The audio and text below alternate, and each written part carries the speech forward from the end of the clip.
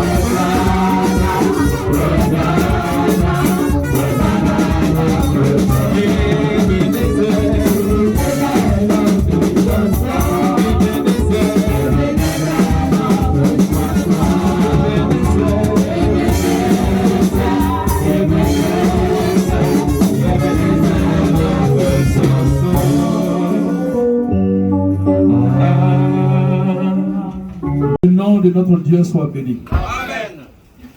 Comme le dit le psaume 118, verset 26. Béni soit celui qui vient au nom de l'Éternel. Amen. Parce que dans l'évangile selon Luc chapitre 2, verset 27, la Bible dit Siméon vint au temple poussé par le Saint-Esprit. Poussé par le Saint-Esprit. Il était joyeux. Et j'ai la conviction que c'est dans cet esprit que vous êtes venus pour rencontrer l'Éternel, que l'Éternel fortifie. Amen. Je voudrais brièvement vous rappeler que je suis Seigneur Évangéliste Nguessan Bertin. Il y a un des jeunes frères qui est mon petit frère. C'est le supérieur évangéliste Dali qui est souvent avec vous. Voilà, c'est très important. Je suis son grand frère. Dans la spiritualité, ainsi de suite. Mais, comme le Mos Guetta le sait, pour nous qui sommes passés de la branche des visionnaires, je ne pensais pas un jour que j'allais être dans cet accoutrement. Jusqu'en 2011. Je suis à l'église depuis 78, à l'âge de 12 ans. Aujourd'hui, j'ai 56 ans. Et ce qui importe, ce n'est pas l'âge dans l'église, mais qu'est-ce qu'il faut faire à partir de la maturité, l'expérience qu'on a là. Qu'est-ce qu'il faut faire pour aller de l'avant? C'est important. C'est dans cet esprit que nous, on évolue. Donc, les bien-aimés de notre Seigneur Jésus, je voudrais simplement poser une question aux élèves et aux étudiants. On est à un culte de Dieu, c'est vrai. Mais dans le culte à l'église Cham Céleste, il y a 3 grandes parties. Il y a l'adoration, il y a la méditation et puis il y a la louange. La phase communément appelée méditation, attention, c'est une paix. Ce n'est pas bon s'il n'y en a pas. Et si je pose la question élémentaire, parmi les fidèles, il y a combien de Bibles actuellement parmi vous? Qui sont ceux qui ont Bible dans le peuple? Donc quand on voit le pourcentage, c'est un problème. Par exemple, si je pose une question banale, seulement aux sœurs en Christ, dans la Bible, là, il y a combien de livres? Ancien Testament, Nouveau Testament, pas de tricherie. Les sœurs.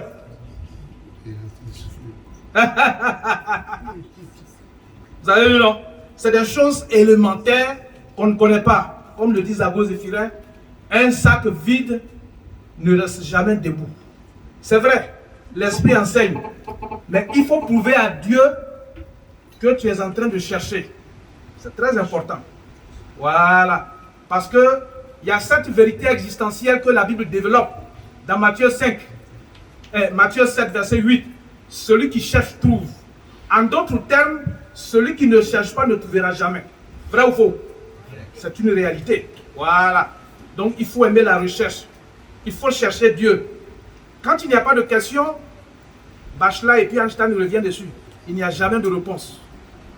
Par exemple, si on vous pose la question, qu'est-ce que les apocryphes ou les deutérocanoniques? C'est des notions élémentaires, c'est des trucs bibliques. Donc, on dit que c'est ça. Je me rappelle bien dans les années 90, où on était encore tout jeune, on priait beaucoup, on était amoureux beaucoup de la vision.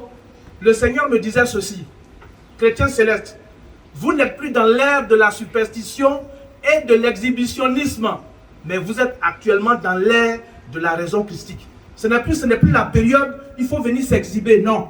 Chercher à apparaître. Ce qui est important, c'est la raison christique.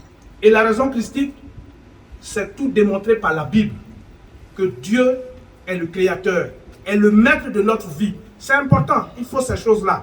C'est très important. Par exemple, quand vous prenez Proverbe 13, verset 13, la Bible dit, celui qui méprise la parole se perd. Jean 17, 17 dit, ta parole est la vérité. C'est très important. Dans Jean 8, 32, la Bible dit, vous connaîtrez cette vérité-là, et cette vérité-là vous affranchira.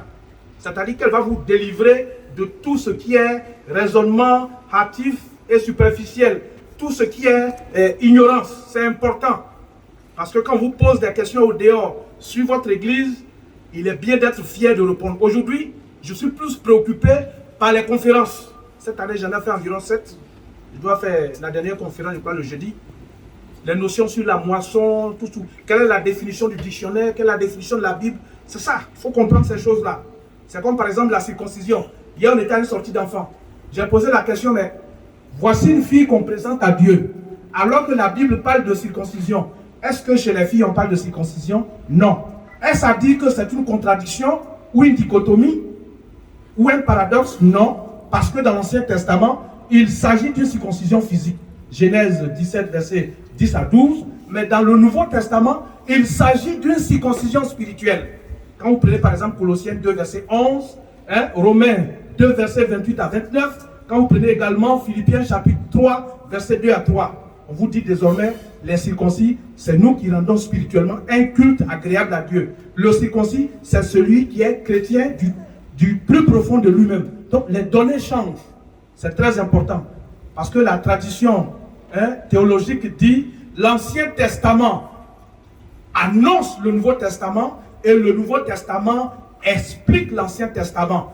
Et Jésus dans Matthieu 5, verset 17 dit, je ne suis pas venu pour abolir la loi ou les prophètes, mais pour accomplir, pour rectifier, pour corriger. C'est de cela qu'il s'agit. Les bien-aimés, il ne suffit pas de dire on aime Dieu. Quand on aime quelque chose, on doit plus s'accrocher à cette chose-là. Ça nous fera du bien. Quand vous prenez Jean, évangile selon Jean, chapitre 1, verset 12, la Bible dit, mais à tous ceux qui acceptent cette parole de Dieu, cette parole qui est Dieu, Dieu leur donne le pouvoir de devenir enfant de Dieu. C'est-à-dire quand tu approches à l'évangile, tu deviens enfant de Dieu. Parce qu'il faut le reconnaître, qu'on soit visionnaire, qu'on soit évangéliste, qu'on soit songeur, qu'on soit choriste, si on ne s'accroche pas assez à l'évangile, on peut dérailler facilement. C'est très important. Regardez les immeubles. Pour faire tomber un immeuble, c'est très rapide. Mais regardez le temps qu'on met pour construire un immeuble. Les Trade Centers des États-Unis, ce n'est pas facile. Des milliers de kilomètres en hauteur. Donc, les bien-aimés, le diable même, il est content qu'on détruise tout. C'est un peu ça. Mais je voulais vous rappeler quelque chose. Nous sommes en 2022. Quand vous prenez Éphésiens, l'épître de Paul aux Éphésiens, chapitre 5, verset 16, la Bible dit, rachetez le temps, car les jours sont mauvais. On tend vers la fin de l'année.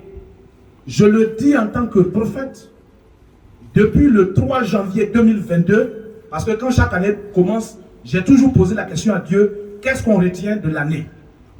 Le 3 janvier, j'étais encore couché le matin, et la voix me pose la question, pour toi, que signifie 2022? J'ai dit, mais je ne connais pas.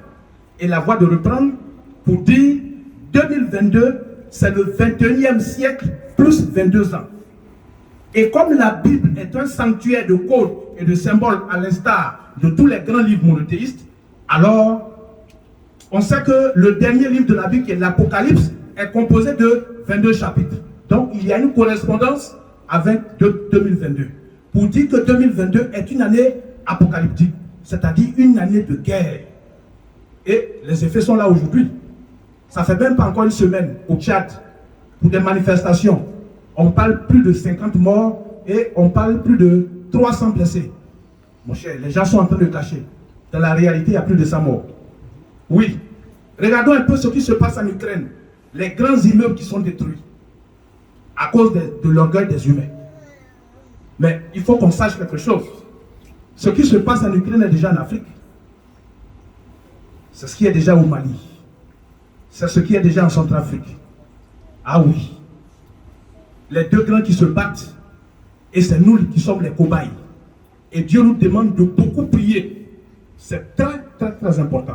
Il faut qu'on prie beaucoup pour que, de par nos prières, Dieu nous fasse grâce et amoindrisse les effets destructeurs et apocalyptiques de ces genres de guerre. Je dis, nous sommes en 2022. On est à quelque chose de 2 mois, quelques jours de fin d'année. Les derniers instants ne seront pas faciles. Continuons de prier, parce que le diable lui-même est aux aguets. Voilà. Il suffit d'une petite occasion, il en profite. Les accidents de la route, les maladies graves, ainsi de suite. Hier, par exemple, j'étais à la maison, ma femme reçoit un coup de fil, sa cousine est allée faire une fête au Maroc avec ses camarades, parce qu'il y a un de ses camarades dont le grand-fils se marie avec une Marocaine. Arrivé là-bas, elle tombe, boum. Elle est évanouie. On la voit à l'hôpital. Dieu merci, c'est le Maroc. Les moyens sont là. On fait les examens. On dit non, elle a une tumeur de cerveau. Mais moi qui ai fait un peu la nutrition, quand on parle de tumeur en médecine, du premier étudiant en médecine, le dernier étudiant en médecine jusqu'au professeur de médecine ou de pharmacie, quand on parle de tumeur, c'est que c'est une tumeur cancéreuse. Alors que ce type de tumeur je le dis, aucun produit de pharmacie et de médecine en Côte d'Ivoire ne traite. Pourquoi? Parce que les Français trouvent que nous les Ivoiriens, nous les Africains, des pays francophones, nous sommes des sous-hommes. À Abidjan, par exemple, en Côte d'Ivoire, par exemple, les Français ont 2 pharmacies. 43e Bima et puis ambassade de France. Les Français ne prêtent jamais nos produits. Parce que nos produits, c'est des produits de 3e choix. Ça, c'est l'ordre. Mais, j'ai dit, ne paniquez pas, elle n'a qu'à venir. On va compenser les produits et puis on va traiter ça. Ça, c'est rien. Je suis avec un certain docteur Zoé, ouais, qui est qui est à l'INJS. On travaille beaucoup un peu sur ces choses-là. Parce que pendant la crise de Corona, il y a la femme d'un grand type qui avait un problème de cancer de sein. Panique à bord. Elle ne peut plus aller se soigner au Maroc. Mais les médecins du Maroc lui ont dit, comme on ne peut pas voyager à cause du Corona, vois ceux qui font les compléments alimentaires. On a combiné, la femme est guérie. On a arraché leurs clients. Ils sont étonnés. Donc, ce que je pourrais vous dire sur ça, je ne souhaite pas. Aujourd'hui, je ne suis pas si pressé comme les autres jours. Je peux être là jusqu'à 15h, 16h. Si vous avez des préoccupations de santé, venez, on va échanger. Je n'ai rien apporté, mais je peux vous dire, faites ça, faites ça, faites ça. On peut négocier. Par exemple, le tensiomètre de papa, je peux vous donner quelques conseils. Mangez ça, faites ça, ainsi de suite. Ça fait du bien parce qu'on tend vers la fin de l'année. Il y a trop de bobos à un certain âge. Surtout à partir de 40 ans, 50 ans, c'est pas facile. Surtout qu'en Afrique, on mange, mais on ne se nourrit pas. On mange pour remplir le ventre. Il n'y a rien de nutritif pour fortifier l'organisme. Sans oublier qu'il y a le vieillissement des cellules. Il y a tous ces paramètres qui sont là. Il n'y a pas longtemps de cela, c'était le mois passé, nous avons fêté le 75e anniversaire de l'église Champs-Élysées. N'est-ce pas? Yes. Bien. Mais j'ai pris le temps pour poser la question à Dieu. C'est vrai. Qu'est-ce qu'on retient? Et le Seigneur de me dire, 75e anniversaire, fait simplement 7 plus 5, ça fait 12. 12, c'est 1 plus 2, ça fait 3. Dieu demande à ce que les chrétiens célestes de Côte d'Ivoire, enfin du monde entier d'ailleurs, reviennent sur 3 vertus essentielles. Avoir la foi, il faut avoir la foi en Dieu, il faut être sincère avec la foi. Et puis, il faut craindre Dieu. Et puis, il faut avoir l'amour de Dieu. Sans ces 3 vertus, on ne peut pas évoluer. Vous voyez que Jésus a dit dans l'évangile selon Matthieu, Seigneur, c'est moi qui prophétisais là, c'est moi qui faisais les miracles, qui priais sur le ciel. Et puis il dit, je ne te connais pas.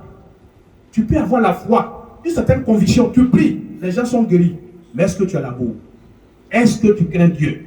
Si ces conditions, ces vertus essentielles ne sont pas réunies dans ta conduite, dans tes actes, tu es un chrétien un peu penché, c'est pas bien. Donc, il faut y penser. L'Église vient d'avoir 75 ans, c'est un âge de maturité. Aujourd'hui, si on prenait le temps pour méditer, on ferait moins de bêtises. J'ai pris le soin de feuilleter dans mes anciennes clés USB par rapport aux travaux que je faisais avant. J'ai eu à faire un écrit, mais malheureusement, j'ai fouillé dans les cahiers, les feuilles que j'ai apportées, il n'y en a pas dedans. Le prophète Oshofa a lancé un dernier message en 1984, le 20 novembre 1984. C'est un message qu'il a adressé aux chrétiens célestes de Côte d'Ivoire. Il dit, c'est le résumé, hein, l'église Shalom Céleste est une et indivisible. La constitution de l'église Shalom Céleste est le même partout. Il ordonne à ce que ceux qui ne sont pas prêts à mettre en pratique les règlements de l'église quittent l'église pour aller faire leur église ailleurs.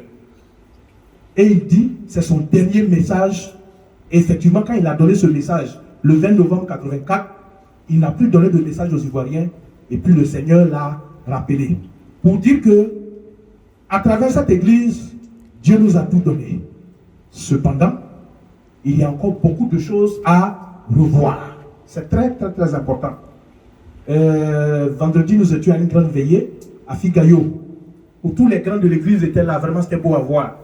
Un jeune homme de 43 ans, le chef, le président de la jeunesse du diocèse de Papa Canon qui est décédé. Un soir, il est sorti avec ses amis de 20h jusqu'à 1h du matin. Il est rentré à 2h. Et il avait un problème de ventre. Il est décédé. Mais dans les fouilles, ça a été un empoisonnement. C'est ça. Donc, on tend vers la fin de l'année. Il faut faire beaucoup attention. Voilà. On est grand type. On aime les coins chics. Il faut faire attention. On tend vers la fin de l'année. Ne donnons pas accès au diable. Veillons sur nos voies. C'est très important. Je voudrais vous rappeler quelque chose de très simple. Dieu nous parle, mais de façon très codée. Regardez le grand hôtel, comment le chandelier a été allumé. Première bougie, deuxième bougie, troisième bougie, quatrième bougie, cinquième bougie, sixième bougie, septième bougie. Quand vous additionnez 1 jusqu'à 7, vous avez 28. Le cycle lunaire fait 28 jours. C'est-à-dire d'un premier jeudi à un premier jour, ça fait 28 jours. À la fin du culte, on va faire 4 fois 7, alléluia, n'est-ce pas? Voilà. Et puis, où on écrit Église Shalom Céleste en français, de la première lettre à la dernière lettre, il y a 28 lettres. Sans oublier que dans Proverbe 16, verset 4, la Bible dit, l'Éternel a tout fait pour un but. Chez Dieu, il n'y a pas de hasard. 28, en passant, en s'appuyant sur la loi de l'évolution qui est régie par le principe de l'addition, on dira 2 plus 6, 2 plus 8 égale 10. 10, c'est quoi? On nous parle ici de l'Ancien Testament, des 10 commandements. Voilà. Ou par exemple, la Bible dit, ne tueras pas, tu ne voleras pas, tout. Pour dire que notre Dieu est d'abord un Dieu de loi avant d'être un Dieu d'amour. Oui, on a tendance à dire, les chrétiens célestes sont encore dans la loi de Moïse. Mais Dieu n'a pas changé. La Bible, là, ce n'est pas le Nouveau Testament. La Bible, c'est l'addition de l'Ancien et du Nouveau Testament. C'est très important. Dieu est d'abord un Dieu de loi avant d'être un Dieu d'amour. Parce que quand on dit 10, 10 c'est 1 plus 0, ça fait 1. Parce que quand on rentre dans le Nouveau Testament, il dit, je vous donne un commandement nouveau. Aimez-vous les uns les autres. Et à partir de l'amour, de l'expression aimez-vous les uns les autres, nous avons le verbe aimer à l'infinitif. Quand vous réussissez à défaire le verbe aimer, vous avez le nom de Marie. Comme à partir du nom de Marie, vous avez aussi le verbe aimer à l'infinitif, c'est-à-dire la conjugaison de l'amour à l'infini. C'est pourquoi Proverbe 13, verset 10 dit que l'amour est l'accomplissement de toute la loi. C'est de cela qu'il s'agit. Les bien-aimés, oui, les gens diront, mais le devancier il dit quoi? Dieu est très sage et il parle en code.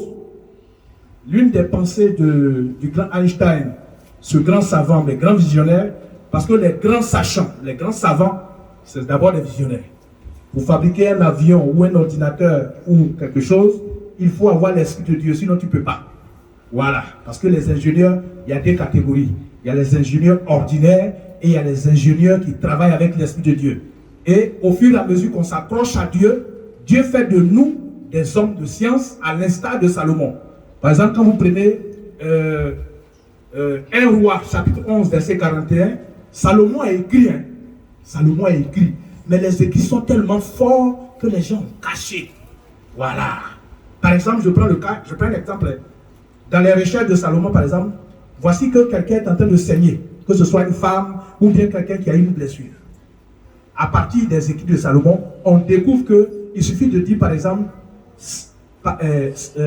quelqu'un qui est en train de saigner, on dit par exemple, par le sang d'Adam est venue la mort, mais par le sang de Christ est venue la vie. Sang, arrête-toi au nom de Jésus. Immédiatement, si tu as pu te concentrer, répéter 3 fois, l'hémorragie s'arrête. C'est ça. Bon, en principe, les sages-femmes et les infirmiers, les chirurgiens doivent maîtriser ces petits trucs-là. Pour dire que c'est profond. Pour être un bon chirurgien ou bien un bon médecin, il faut avoir Dieu avec toi. C'est ça. Sinon, tu ne peux pas aller loin. Einstein, par exemple, en son temps, disait que la science sans religion est boiteuse et la religion sans science est aveugle. Regardez cette montre. Elle est graduée de 1 à 12. Sans oublier que la Bible parle des 12 tribus d'Israël. Sans oublier que la Bible parle des 12 disciples de Jésus. Sans oublier que la Bible parle de la nouvelle Jérusalem avec ses 12 portes. Apocalypse 21, verset 12. C'est de cela qu'il s'agit. Donc, les bien-aimés, il n'y a pas de hasard. Dans l'église Shalom Céleste, les grades de déoto à suprême, il y a 11. C'est vrai, on a trouvé que Chauffard n'est pas intelligent, on a ajouté, mais c'est 12. Voilà. Les interdits de l'église sont au nombre de 12. Quand vous prenez la constitution, vous voyez, rien n'est au hasard. Parce que le 12, c'est le chiffre de l'humanité. Mais en s'appuyant sur la loi d'évolution qui est régie par le principe d'addition, la Bible étant composée de 66 livres, excepté les apocryphes ou les deutérocanoniques, 6 plus 6, bien sûr, ça fait 12. Pour dire que même les scientifiques et les hommes de Dieu, sans se rendre compte, ils se sont entendus pour reconnaître, pour faire que la Bible soit l'amour soit gradué de 1 à 12 et que la Bible, il y a ce mystère. Parce que le 12, c'est le chiffre de l'humanité qui symbolise la noblesse et la royauté. Une manière de dire que le message biblique s'adresse à l'humanité tout entière. D'ailleurs, c'est sur la Bible, les gens se sont appuyés pour écrire le Coran. Voilà, ça, il faut que les gens sachent ça. Donc, les bien-aimés, on va revenir un peu au test du jour. Je voudrais, on tend vers la fin de l'année, malgré les difficultés, malgré les moments difficiles de rentrer, on sait que Dieu est avec nous. Et à chaque instant, il faut dire merci à Dieu. La meilleure manière de dire merci à Dieu en tant que chrétien céleste, ce n'est pas trop notre argent. Notre cœur et notre joie, c'est de faire un cantique, par exemple, pour dire simplement à Dieu que nous avons une particularité. Voilà. Notre cas, on est ici parce que notre cas est grave. L'église Siam Céleste est un CHU spirituel, alors que les autres églises, c'est des dispensaires. En fonction de l'état du malade, Dieu même l'envoie quelque part. Dieu t'a envoyé ici parce que ton cas est grave. Il faut que tu sois dans un CHU où toutes les spécialités sont là pour gérer ton état. Mais quand c'est une simple plaie, on peut gérer ça dans un dispensaire. Donc tu es ici parce que c'est une grâce particulière que Dieu t'a faite. Je souhaiterais que le cantique, nous sommes les enfants du Siam Céleste, notre Dieu est puissant, soit un peu fredonné au moins, quand même, il faut que la chorale, même 1, 2 ou 3 minutes. Je t'ai appelé pour le salut. Donc, on est ici pour l'espérance. Et selon les quelques notions théologico-historiques, quand on prend le souhait de prendre les 2 textes et de les lire, le thème que j'ai trouvé, c'est l'espérance chrétienne, les raisons de notre motivation, de notre joie, en vue du salut de tous, malgré les épreuves. Quand on prend, par exemple, le premier texte de ce jour, nous sommes dans le livre de Esther. Que signifie le livre de Esther? Eh bien, le peuple d'Israël est en captivité, en esclavage, en Perse. Et arrivé là-bas, quand tu es en esclavage, tu es en captivité, tu es maltraité. Mais Dieu n'abandonne pas son peuple. Dieu va se manifester. On va prendre 2 passages de Esther. Esther chapitre 2 verset 7. Esther chapitre 2 verset 17. Parce que Esther là, c'est une jeune juive dont le nom est Hadassah. Mais elle va devenir reine. Parce que le roi a trouvé que l'autre femme est vieillissante. Nous les hommes on aime ça. Quand la femme est vieillissante, voilà. Donc c'est ça. Il va dire, bon, dans le royaume, il y a des jolies femmes, donc il faut les jeunes femmes là, il faut qu'on choisisse une. Mais Esther, le mot Esther veut dire étoile. C'est purement grec, c'est étoile. Esther là, ça veut dire étoile. Toi dont l'étoile brille là, partout où tu passes, tu es beau. Partout où tu passes, tu es attiré, on te regarde. C'est de cela qu'il s'agit. Et le roi veut une fille dans tout le royaume, bien belle, de taille, de visage, tout, qu'il va faire d'elle chose. Et c'est parmi les captifs là que Dieu va choisir une. Oui, que dit le passage? Esther 2, verset 7. Oui. Il élevait Hadassah. Oui, allons-y. Allons-y. On parle de Mardoché, qui est le cousin de Esther. Voilà, parce que c'est son nom qui va élever Esther. Allons-y, il faut lire. Il élevait Hadassah. Oui. Qui est Esther. Esther, qui va devenir Esther, oui. Fille de son oncle. Fille de son oncle, oui. Car elle n'avait ni père, Oui. ni mère. Une orpheline. La jeune fille était belle. Elle était belle comme un ange, oui. Et belle de figure. Belle de taille, belle de figure, oui. À la mort de son père Oui. et de sa mère, Oui. Mardoché l'avait adoptée pour fille. Voilà. Donc son cousin, pratiquement, l'a élevé. C'est de cela qu'il s'agit. Le verset 17 dit quoi? On va aller vite. Ça, c'est des rappels historiques. Le roi aima Esther. Il y a eu beaucoup de filles. C'est comme quand on fait Miss Côte d'Ivoire. Regardez, toute la Côte d'Ivoire là. Femmes, jeunes femmes, il y en a beaucoup. Mais vers la fin, il y a un choix qui est au-dessus. Donc, pratiquement, c'est comme un genre de Miss qu'ils ont fait dans tout le royaume. Et c'est la servante de Dieu qui va être choisie. Quand le Saint-Esprit est avec toi là, il n'y a rien à faire. Tu gagnes toujours. Karaoké, podium, faites la remarque. La plupart de ceux qui sont devant là, c'est les chrétiens, c'est les vous connaissez. Ah, le Saint-Esprit est dedans dans tout ce qu'on fait. C'est ça. Donc Esther choisit. Faut dire. Le roi aima Esther. Le roi a regardé Esther et dit, ouais, il y a une lumière en elle. L'étoile la vit comme ça. Et puis le roi me trempe comme ça. Ouais. Plus que toutes les autres femmes. Oui. Et elle obtint grâce et faveur devant lui. Oui, Plus que toutes les autres femmes. le roi a fait son choix. C'est parmi les captifs là qu'elle a vu une fille belle, de taille, de visage, c'est ça. Une manière de dire quoi? Aujourd'hui, il faut le reconnaître. Hein. Quand tu es chrétien céleste, tu es chrétienne céleste, tu te sanctifies, tu te mets dans les conditions, Dieu te rend beau. C'est pas trop la beauté physique. La beauté intérieure fait que ça transcende la beauté physique. Parce que moi, comme ça, là, je peux ne pas être forcément beau. Mais si le Saint-Esprit est là, à un moment donné, tu deviens charmant. Tout le monde aime ton affaire. Mais c'est le Saint-Esprit qui fait tout ça. Alors, Dieu va choisir la servante de Dieu. Mais Dieu ne fait rien au hasard. Dieu veut passer par Esther pour délivrer son peuple. Et elle va prendre le soin. Parce que parmi l'entourage du roi, ceux qui travaillent pour le compte du roi, il y a un certain Anna qui veut faire mourir davantage les enfants de Dieu. Mais Dieu va passer par Esther et dire à son peuple, on va jeûner, prier pour que Dieu renverse la vapeur. C'est tout à fait un peu politique. C'est de cela qu'il va choisir. Et Dieu va agir à travers Esther. Le peuple de Dieu est en captivité. Quelles que soient les épreuves, Dieu n'a jamais abandonné ses enfants. Jamais. Il peut arriver des moments difficiles. Ce n'est pas parce que Dieu t'a abandonné, non. Quand on prend Siracide 2, verset 5, la Bible dit, c'est au four qu'on éprouve l'or et au feu de l'humiliation ceux qui sont agréés de Dieu.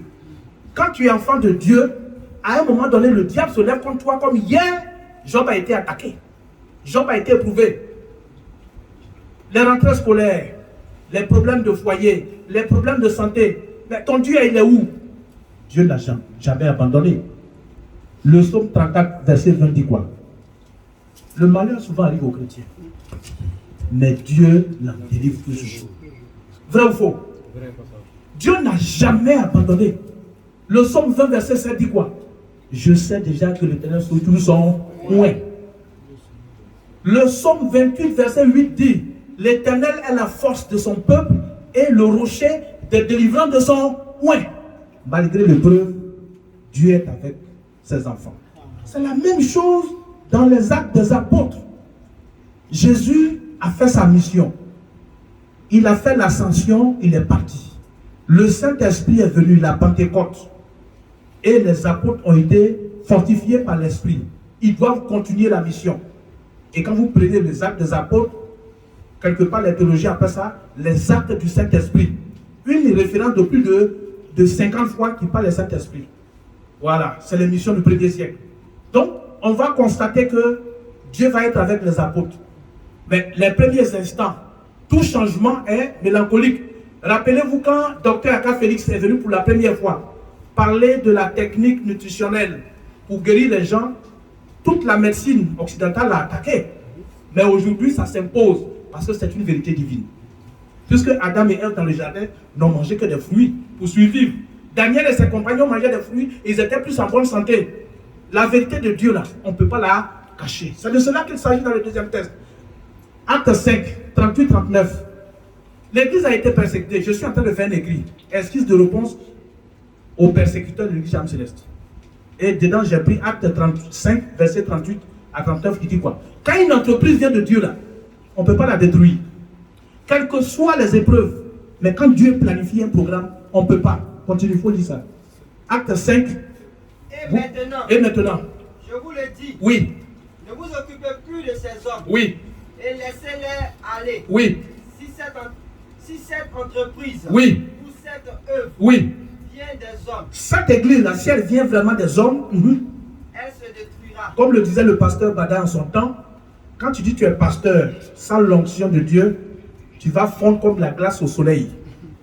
Mais quand c'est Dieu, on saura que c'est Dieu qui t'a choisi. Continue. Mais si elle vient de Dieu, vous ne pourrez la détruire. Jamais on ne peut la détruire. Ne courons pas. Ceux qui persécutent les églises, les enfants de Dieu, c'est de cela qu'il s'agit. Oui. Le risque d'avoir combattu contre Dieu. Parce que si tu combats l'enfant de Dieu, c'est que tu as combattu. C'est comme par exemple, je suis là avec mon enfant et puis on dit ton gros ventre, ton gros nez, et on insulte l'enfant. Entre nous, c'est pas moi qu'on insulte à travers l'enfant. Vrai ou faux? Donc si tu attaques l'enfant de Dieu, c'est que c'est Dieu qui t'a attaqué. Allah, à tes risques et périls. C'est de cela qu'il s'agit, c'est ça. Le verset 33. dis quoi? 33, 34, oui. Furieux de ces paroles, Ils sont tout le temps là en train de persécuter les enfants de Dieu. Le diable n'aime pas ça. Le diable veut que tout soit ténébreux. Oui. il voulait les faire mourir. Les enfants de Dieu, on les persécute. C'est de cela qu'il s'agit. Verset 34, oui.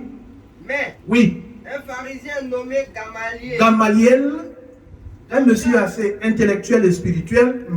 docteur de la loi, C'est-à-dire que celui-là qui connaît la parole de Dieu, qui est vraiment ancré dans la spiritualité en profondeur, un peu comme, oui, estimé de tout le peuple, oui, il est vraiment respecté de tout le peuple.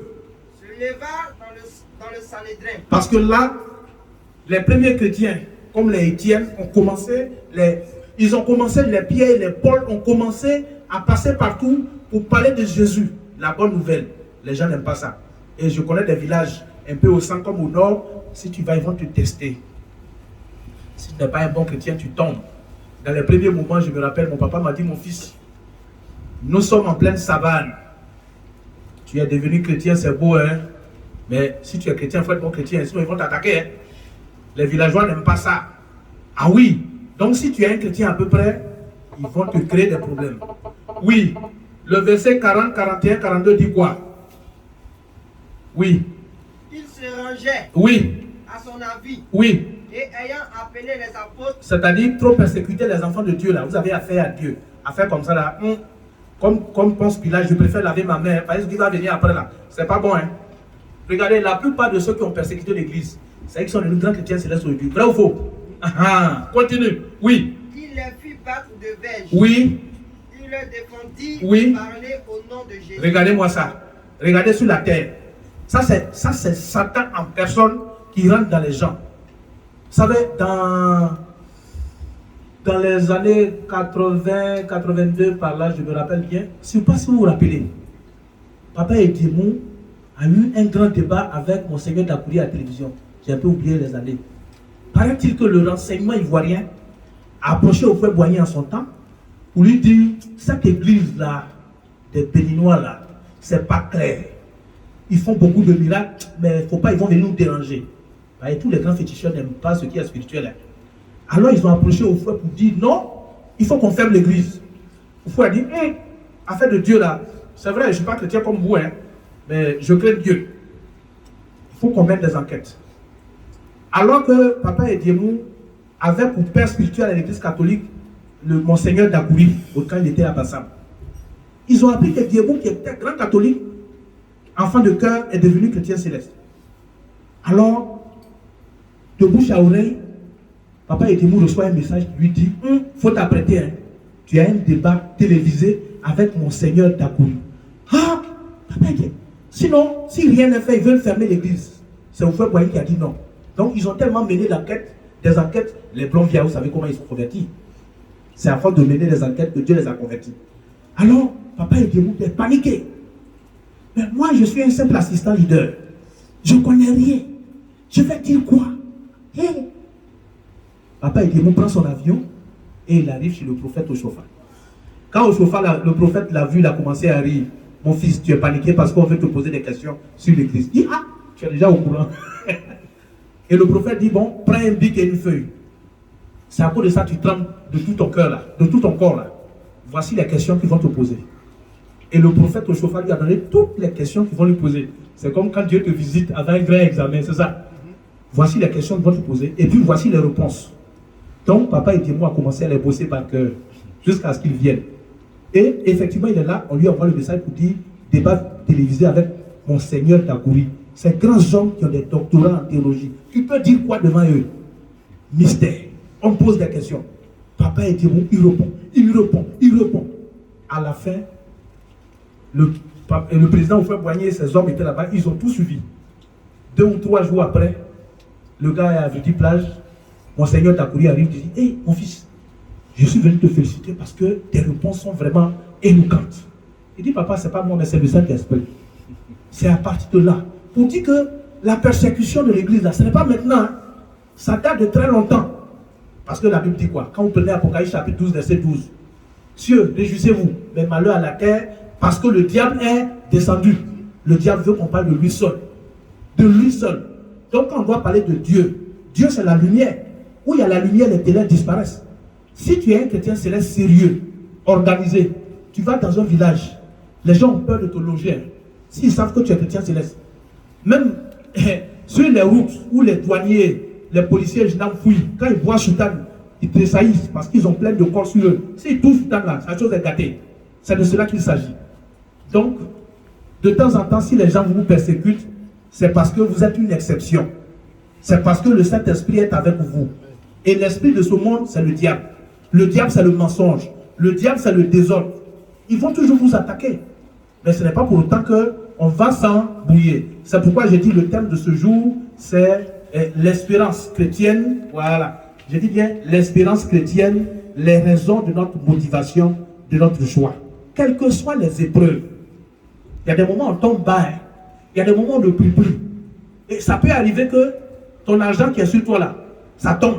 Dieu veut que tu fasses pas seulement jeûne 2 jours ou bien 3 jours. Et puis à cause de ça, tu pleures. Non, Dieu ne t'a pas abandonné. C'est les épreuves là. Dieu nous amène à réfléchir. Quand vous prenez Ecclésiaste 7, verset 14, la Bible dit, au jour du bonheur, sois heureux, il faut chanter des cantiques. Mais au jour des difficultés, réfléchis.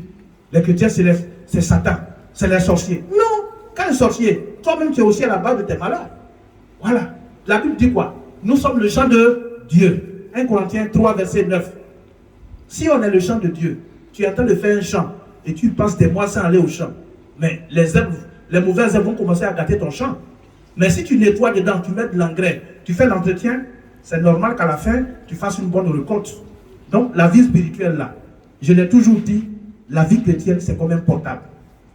Qu'il soit un portable Goblo ou bien un portable tactile, il faut de temps en temps le charger. Si tu arrêtes de le charger et qu'il est déchargé, tu es déconnecté. Spirituellement parlant, quand tu arrêtes de prier, tu es déconnecté. Et quand tu es déconnecté, le diable profite pour te mélanger. Aujourd'hui, par exemple, sur le plan militaire, la meilleure manière de faire la guerre à son ennemi, c'est d'avoir des moyens satellitaires, d'être en communication avec la base. Et la base, c'est Dieu. Donc, les bien-aimés, nous sommes des soldats de Dieu. Le soldat de Dieu doit être toujours prêt. C'est pourquoi Job chapitre 7, verset 1 dit, le sort de l'homme sur la terre est celui d'un soldat. C'est très important. Quand vous prenez 1 Thessaloniciens 5, 16 à 17, la Bible dit quoi? Priez sans cesse. Soyez toujours joyeux. C'est très important. Matthieu 26, verset 41. Veillez, priez afin que vous ne tombiez pas dans la tentation. Ça peut arriver. On peut te dire que, ma soeur, on disait que depuis un moment, ton mari dort tardivement. Il a commencé à voir clair au dehors. Il ne suffit pas de faire de la bagarre. Si c'est vraiment Dieu que tu pries, mets-toi à genoux et prie. Tu vas voir que Dieu va détourner son cœur et les choses vont se mettre en ordre. Maintenant, il y a tellement de choses. Les chrétiens célestes, on n'aime plus prier. On aime faire tout avec la force. Toi et moi, on a quelle force pour combattre le diable? Le diable, c'est un domaine purement spirituel. Il faut se mettre dans les conditions. Quand vous prenez Éphésiens, chapitre 6, je crois bien, la Bible dit quoi? Armez-vous de toutes les armes de Dieu pour pouvoir tenir ferme contre les choses. Donc, les bien-aimés, si on ne prie pas assez, ce n'est pas bon. Ce n'est pas bon. Avant de conclure, je voulais attirer votre attention sur une chose. Il y a ce qu'on appelle l'allégorie des 3 compagnons de tout homme ici-bas. C'est vrai, on vient prier chaque jour. C'est bien beau. Quand Dieu nous a mis au monde, toute créature humaine a 3 compagnons. Ça, vous avez compris? Quand tu nais sur la terre, c'est une allégorie de trois compagnons dans la vie de l'homme. Mon ami, nous va dire, mais attends, depuis que le royaume existe, c'est la première fois qu'on convoque quelqu'un et puis quelqu'un avec conviction l'accompagne, dit que je vais le... Donc, qu'est-ce qui se passe? Alors, le jugement commence. Le roi est tellement dépassé, il a dit, bon, à partir d'aujourd'hui, à cause de cet exemple d'amour-là, ces 2 messieurs-là vont être mes serviteurs dans le royaume. De quoi s'agit-il? La convocation, c'est la mort. Les 3 amis. Le premier ami qui se retire, c'est notre richesse matérielle. Les billets de banque, les maris capables, les chèques, les voitures, les jolies soutanes, tout, les maisons. Une fois que tu es raide, ton relation, ton amitié avec toutes ces richesses, c'est fini. Et puis, le deuxième ami qui allait devant le palais. Le palais, c'est la tombe. On a beau pleurer, un frère, une soeur, sa femme ou son fils, on ne va jamais avec. À Touba, un couple exemplaire. Monsieur et madame ont fait 6 enfants. Quand tu regardes le couple, on dirait des jumeaux. Tellement monsieur et madame se ressemblent. Tellement les enfants sont beaux. Madame est tombée malade, elle est décédée. Mais le monsieur a pleuré. À voir le monsieur, tout le monde pleurait. Mais ils sont arrivés au cimetière. Tellement le monsieur s'abaisse sur la tombe pour pleurer. Malheureusement pour lui, sa carte dentaire est tombée dans la tombe. On dit, mais tu es le concerné, c'est pas grave, j'ai le duplicata à la maison. Pourquoi? Parce que dans la tradition, quand on descend dans les tombes, si spirituellement on n'est pas fort, notre âme peut rester là-bas et puis on peut fermer tout sur nous. Voilà. Le deuxième ami, c'est les parents, amis et connaissances. Voilà. Mais qui nous accompagne dans la tombe? Ce sont nos œuvres. Apocalypse 14, verset 13. Heureux dès à présent ceux qui meurent dans le Seigneur, ils se reposent de leurs travaux car leurs œuvres les accompagnent. Bien-aimés, ce qui va t'accompagner devant Dieu sont tes œuvres. C'est pourquoi je vais conclure pour dire, on n'a qu'à craindre Dieu. Affaire de Dieu là, c'est sérieux. Il faut craindre Dieu. Il faut craindre Dieu. Ce n'est pas de l'amusement. Hein. Il faut craindre Dieu. Dieu n'a jamais abandonné ses enfants. C'est plutôt nous qui abandonnons Dieu. C'est très important. Quand on prend le psaume 7, versets 11 à 12, je peux réciter quand même ça. Non, il faut ouvrir. Ça fait plus de 40 ans, il fait la même chose, je peux réciter. Mais quand même, il y a des gens qui ne vont pas suivre. L'Éternel sauve. Oui, vas-y. Psaume 7, versets 11 à 12. Oui. Oui. Quelles que soient les épreuves. Mon bouclier est en Dieu. Notre bouclier en tant que chrétien céleste est en Dieu et en Dieu seul. Oui. Qui sauve ceux dont le cœur est droit. Ce que Dieu veut de nous, notre cœur n'a qu'à être droit. Droit, oui. Dieu est un juste juge. Dieu est un juste juge. C'est pourquoi le psaume 97, verset 2 dit: la justice et l'équité sont la base de ton trône. C'est important. Si on fait pour Dieu, Dieu fera pour nous. Parce que la Bible dit, Dieu est omniscient, omnipotent et omniprésent. C'est de cela qu'il s'agit. C'est très important. Voilà. Et puis Romains 14, verset 23. Tout ce qui n'est pas le produit d'une conviction est péché. Ou on est avec Dieu, ou on ne l'est pas. Matthieu 5, 37. Que votre oui soit oui, que votre non soit non. Mais si le oui et le non sont mélangés, c'est qu'on est enfant de Dieu. C'est très dangereux. 1 Corinthiens 10, verset 31 dit quoi? Je peux lire, mais quand même, vas-y. 1 Corinthiens 10, verset 31, il dit quoi? Oui? Je suis en train de conclure comme ça, oui? Quel que soit ce que tu feras. 1 Corinthiens 10, 31. Yes, come on. Soit donc que vous mangiez, que tu manges, soit que vous buviez, soit qu'on mange, soit que vous qu'on boive, tout ce qu'on fait. Oui. Faites tout pour la gloire de Dieu. Faisons tout pour la gloire de Dieu. Tu es au marché, tu es à l'école, tu es au travail. Veille sur tes voies et glorifie. Parce qu'il y a plusieurs manières de prêcher. Oui. La meilleure manière de prêcher, c'est ta vie chrétienne, ta conduite. Parce qu'à travers toi, Dieu sera glorifié. Amen. Les gens peuvent dire, le gars, il est vilain. Mais en toute sincérité, il est bon parce qu'il donne de bons exemples. Les conseils qu'il donne sont bons. Qu'est-ce qui se passe? Quel est son secret? On va constater que c'est un chrétien céleste. Donc, tu as fait l'apologie de Dieu en tant qu'ambassadeur de Dieu. Quand on prenait Proverbe 8, verset 17, la Bible dit quoi? J'aime ceux qui m'aiment. Et ceux qui me cherchent me trouvent. Donc, Dieu dit, si on l'aime, lui aussi nous aime. Amen. Et si on le cherche, on va le trouver. Amen. Jacques 4, verset 8 dit quoi? Approchez-vous de Dieu, il s'approchera de vous. C'est très important. C'est pourquoi à chaque instant, il faut prier. Jean 6, verset 27 dit quoi? Travaillez non pour la nourriture qui périt, mais pour celle qui subsiste pour la vie éternelle. Matthieu 11, 12 dit quoi? Le royaume des cieux est forcé. Seuls les violents s'en emparent. Veillons sur nos voies. Apocalypse 14, verset 7 dit quoi? Craignons à chaque instant Dieu et rendons-lui gloire. C'est important. Ecclésiaste 12, 15 à 16. Crains Dieu et observe ses commandements. C'est là ce que doit tout homme. Parce que dans le psaume 25, verset 14, la Bible dit: l'amitié de l'Éternel est pour ceux qui le craignent. La vie ici-bas, là, c'est un combat de tous les temps. Mais selon la loi de la sélection naturelle, ne survivent que ceux qui luttent. Que notre sincérité soit concrète. Veillons sur nos voies. Mettons-nous au travail. Faisons pour Dieu et Dieu fera pour nous. Amen. Il y a un certain papa du nom de papa Lia Gueye-Pierre. Dans le temps très élevé, il disait ceci: fais de l'affaire de Dieu ton affaire et il fera de ton affaire son affaire. C'est très important. Si tu es en Dieu et que Dieu est en toi, tu as gagné. Amen. Que Dieu nous bénisse. Amen. Qu'il nous fortifie. Amen. Qu'il nous donne son esprit. Amen. Qu'il nous donne la force nécessaire. Amen. Pour que malgré les épreuves, nous ayons la victoire. Amen. Car tout le royaume va pour nous. Amen. Au nom de Jésus.